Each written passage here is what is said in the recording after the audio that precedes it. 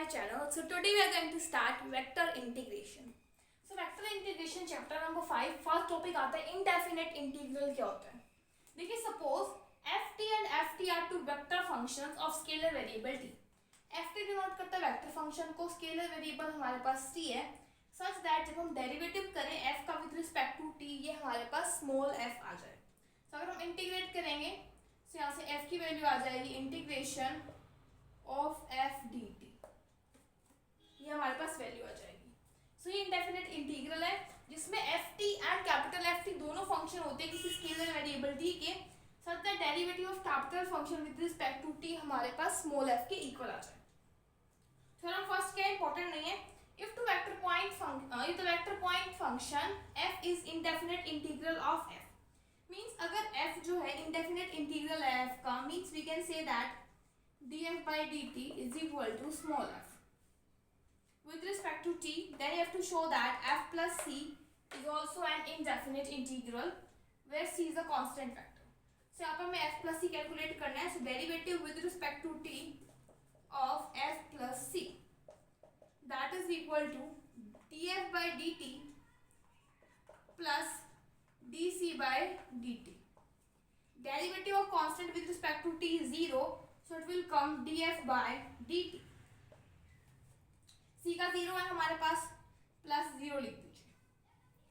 अब df by dt किसके equal है? f के इक्वल है. मीन्स हमारे पास from here we can write d by dt of f plus c is equal to your small f function. अगर हम इंटीग्रेट करें so f plus c is also the function of dt.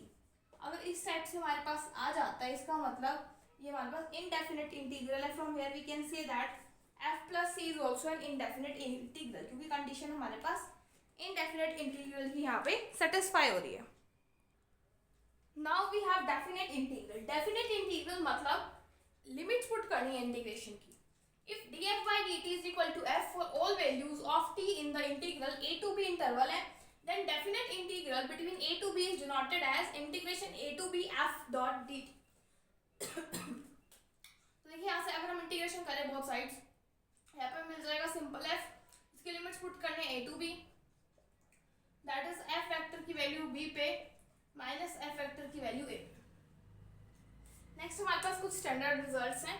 Standard results क्या कहते हैं हमारे पास, ये हमने differentiation में वेक्टर डिफरेंशिएशन में रिजल्ट डिस्कस किए थे, इनके रिवर्स हम इंटीग्रेशन में डिस्कस करेंगे. पहले हम रिजल्ट्स देखते हैं. Derivative of f dot g की वैल्यू होती है f as it is dot dg by dt plus df by dt dot g. Next we have derivative with respect to t of f vector का square that is 2f df by dt.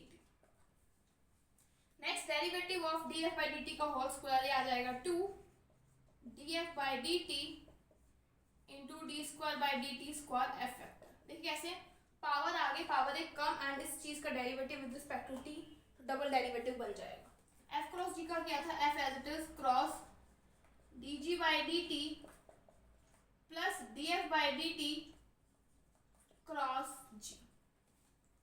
Derivative with respect to t of a cross f is a cross df by dt plus da by dt cross f. अब एक constant है उसको derivative with respect to t 0 से आ जाएगा simple a cross df by dt. अब integration की अगर हम यहाँ पे रिजल्ट्स देखें फ्रॉम डिफरेंशिएशन तो यहाँ पे आप देख सकते हैं इंटीग्रेशन रिजल्ट्स. देखिए फर्स्ट रिजल्ट, अगर ये डेरिवेटिव है तो हम दोनों साइड इंटीग्रेशन करेंगे. सो अगर हम यहाँ से देखें इस टर्म का इंटीग्रेशन होएगा सो डेरिवेटिव कैंसिल हो जाएगा, हमारे पास f डॉट g रह जाएगा प्लस एक कांस्टेंट इंट्रोड्यूस हो जाएगा c is equal to integration of right hand side आ जाएगा f dot dg by dt plus df by dt dot g of with respect to t.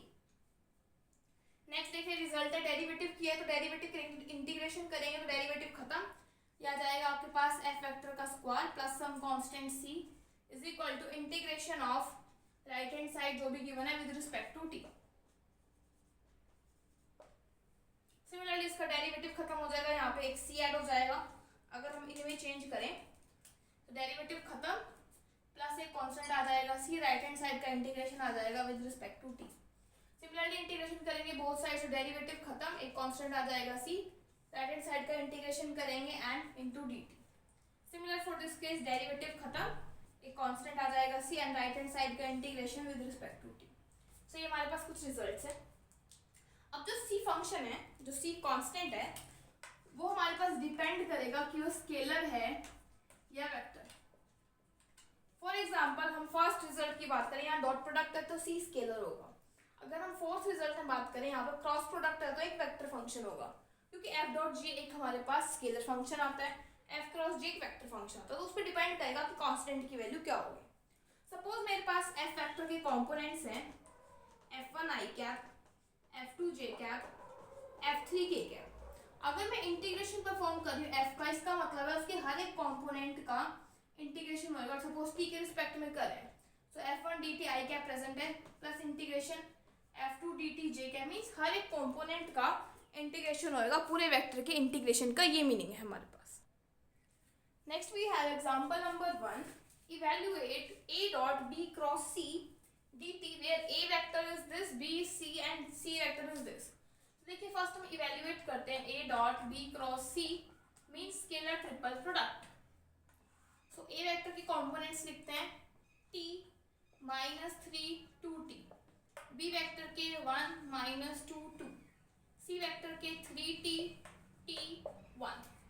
So find out करते हैं, determinant आ जाएगा, first row से expand करते हैं t into -2 -2t। Next हमारे पास यहाँ प्रेजेंट है +3 आ जाएगा, minus of -3 1 -60 2t t + 60। Multiply करते हैं -2t square +3 -18t 2t square, and यहाँ पे आ जाएगा, ऐड कर लेते हैं इनको, 7t 14t square. Let us solve this। 14 minus 2 is 12t square। Next we have -2t minus 18t minus 20t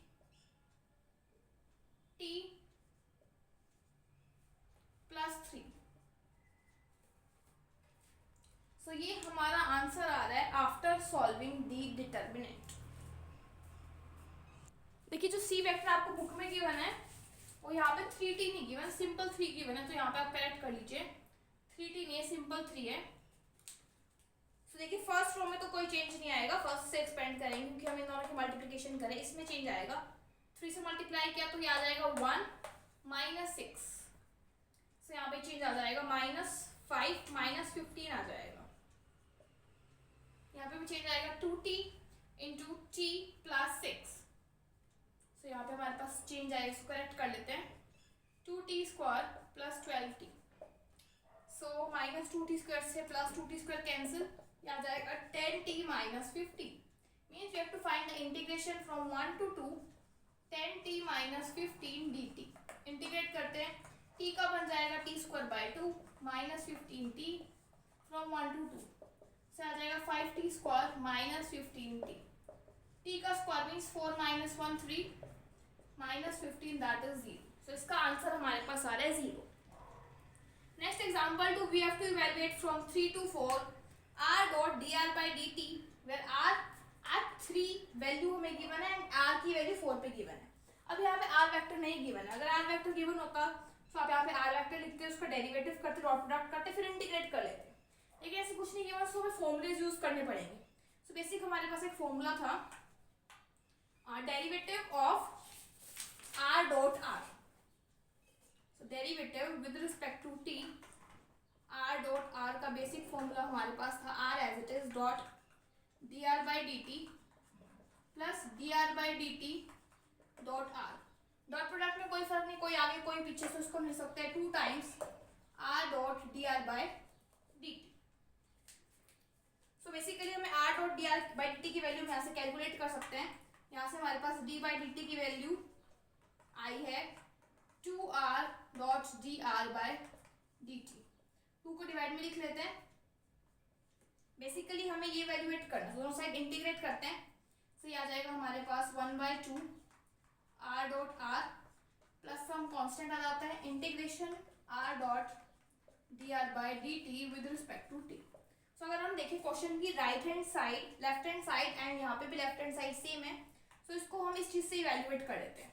तो यहाँ पे हम लिमिट्स पुट कर सकते हैं 3 to 4 of this term 1/2 r dot r। अब यहाँ पे c एलिमिनेट हो जाएगा क्योंकि डेफिनेट इंटीग्रल में c नहीं आता, तो हमारे पास ये वैल्यू आ जाएगी। किसकी value? 3 to 4 r dot dr by dt into dt। ठीक है, ये आ जाएगा हमारे पास 1/2 r dot r means r dot का स्क्वायर, या फिर आप simple r dot r calculate कर सकते हैं। देखिए अब हम बात करें यहाँ पे इंटीग्रेशन, हमें इंटीग्रेशन भी नहीं करना क्योंकि यहाँ पे जब इंटीग्रेशन करा था तो कैंसिल हो गया, सिर्फ हमें यहाँ पे लिमिट्स पुट करनी है 3 to 4। सो फर्स्ट r की वैल्यू 4 पे अगर हम देखें तो ये आपको गिवन है 2i minus 5j plus k, dot product इसी टर्म के साथ 2i minus 5j plus k minus below वाली टर्म मीन्स r की वैल्यू 3 पे 3i plus 2j plus k, 3i plus 2j plus k। ऊपर वाली टर्म की डॉट प्रोडक्ट करते हैं, ये आ जाएगा 1/2 4 plus 25 plus 1 minus of this term 9 plus 4 plus 1। Solve करके जो भी आंसर आएगा 8 वो आपका आंसर आ जाएगा। Next we have example number 4। अगर आपने एग्जांपल नंबर 4 कर लिया तो आप थर्ड इजीली कर सकते हैं बिकॉज उसमें सिर्फ हमें वेलोसिटी फाइंड आउट करनी है। इस क्वेश्चन में डिस्प्लेसमेंट भी फाइंड आउट करनी है, स्टेप सेम रहेंगे। The acceleration a of a particle at any t greater than 0 is given by, जो एक्सेलरेशन गिवन है आपको ये गिवन है e raised to power minus t I cap minus 6t plus 1 j cap and 3 sin t k cap. v is the velocity and r is the displacement and इनकी value 0 given है at t is equal to 0 means you can write here at t is equal to 0 v is also 0 and r is also 0। हमें v और r की value calculate करनी। देखिए first हम discuss करते हैं एक्सेलरेशन क्या होता है। It is the derivative of velocity with respect to t. So from here we can write velocity is the integration of acceleration plus some constant. So velocity हमारे पास आ जाएगा integration of acceleration with respect to t. So e raised to power minus t I cap minus 6t plus 1 j cap plus 3 sin t k cap dt plus some constant c। So velocity की value आ जाएगी minus E raise to power minus T I cap minus 6 T square by 2 1 का आ जाएगा t j cap 3 sin t का derivative integration हमारे पास आ जाएगा cos t k cap plus some constant c। Now we will find out velocity value at t is equal to 0। t is equal to 0 पे velocity 0 given है, so 0 is equal to e raised to power 0 is 1, so minus I cap, this complete term is 0. Again cos 0 is 1, so 3 k cap plus c। so यहाँ से c vector आएगा क्योंकि ये vector quantity है I cap plus 3 k cap। c की value आने के बाद हम velocity के अंदर पुट कर देंगे, so यहाँ से velocity की वैल्यू आ जाएगी minus e raised to power minus t I cap minus 3t square minus 6t plus ले लेते हैं माइनस बाहर निकाल लेते हैं j cap minus 3 cos t k cap I cap plus 3 k cap. So ये हमारे पास आ जाएगा minus E raised to power minus t plus 1 I cap minus of 3t square plus 6t j cap minus 3 common ले लेते हैं cos t minus 1 k cap. This is the value of velocity. Now we know that displacement, derivative of displacement with respect to t is your velocity. From here r की value आ जाएगी integration of v plus some constant. Means आपको इस velocity का integration करना है। से अब हम डायरेक्ट इंटीग्रेशन करते हैं, फिर लिख लेते हैं एक स्टेप और minus E raised to power minus T plus 1 I cap minus of 3t square plus 6t J cap minus 3 cos t minus 1 k cap dt plus constant. So integration perform करते हैं। First का आ जाएगा minus minus plus plus T I cap, यहाँ पे integration perform करेंगे। So T cube by 3, 3 से 3 cancel, T cube plus 6t square by 2, ये बन जाएगा 3 J cap minus 3 cos t का इंटीग्रेशन sin t माइनस 1 का t k cap plus some constant c। This is the value of velocity, sorry displacement r। So r की value at t is equal to 0, हमारे पास 0 given है। So 0 is equal to e raise to power 0 is 1, सो ये आ जाएगा simple i cap 0, sin 0 is 0 and this is also 0। तो c की value यहाँ से आ जाएगी माइनस i कैप। हम r के अंदर पुट करेंगे c की वैल्यू, यहाँ पुट कर देंगे माइनस i कैप, फिर हम इसके साथ कंबाइन कर देंगे। सो यहाँ पे हमारे पास r की वैल्यू आ जाएगी e raise to power minus t plus t, minus यहाँ से कंबाइन हो जाएगा हमारे पास minus 1 i cap minus t cube plus 3t square j cap minus 3 sin t minus t k cap. This is your solution. Next we have example number 5. If r vector is this, we have to prove that integration from 1 to 2 r cross d square r by dt square into dt की value ये होती है। So r vector ये हम find out करते हैं first, dr by dt means derivative with respect to t. So 10t I cap plus j cap minus 3t square k cap d square r by dt square, इसकी value हमारे पास आ जाएगी 10 I cap plus 0 j cap minus 6t k cap. Now we'll find the value of r cross d square r by dt square with the help of determinant. So r की value put करते हैं 10t 1 minus 3t square, components put कर लिए, d square r by dt, sorry ये तो हमने dr by dt के कर लिए। r के कॉम्पोनेंट्स हैं 5t square t minus t cube, D square by D t square के कॉम्पोनेंट्स है 10 0 माइनस 60 i j k। से आ जाएगा i vector into minus 6t square, j vector into 30t cube plus 10t cube, k vector into minus 10t, से आ जाएगा minus 6t square आई cap plus 20t cube जे cap minus 10t के cap. सो हमें इसकी value आ चुकी है, इसका integration perform करना है 1 से 2 with respect to dt। So minus 6t square का आ जाएगा t cube by 3 I cap plus 20t की power 4 by 4 J cap minus 10t square by 2 K cap from 1 to 2, से आ जाएगा माइनस 2t क्यूब आई कैप, यहीं पे cancel कर देते हैं 3 माइनस 6 माइनस 2 4 5 20 2 5, सो माइनस 2 का क्यूब माइनस 1 आई कैप प्लस 5 2 की पावर 4 माइनस 1 जे कैप माइनस 5 4 माइनस 1 के कैप, से आ जाएगा 8 minus 1 7, so minus 14 I cap 2 raised to power 4 is 16, 16 minus 1 15, 75 j cap. This is 3 minus 15 k cap, which is the required solution. Now let us see example number 6. Next we have example number 6. We have to find the value of r satisfying this equation. So d square r by dt square आपको given है, अब क्या करते हैं integrate कर लेते हैं दोनों साइड, बिकॉज हमें वैल्यू फाइंड आउट करनी है r की।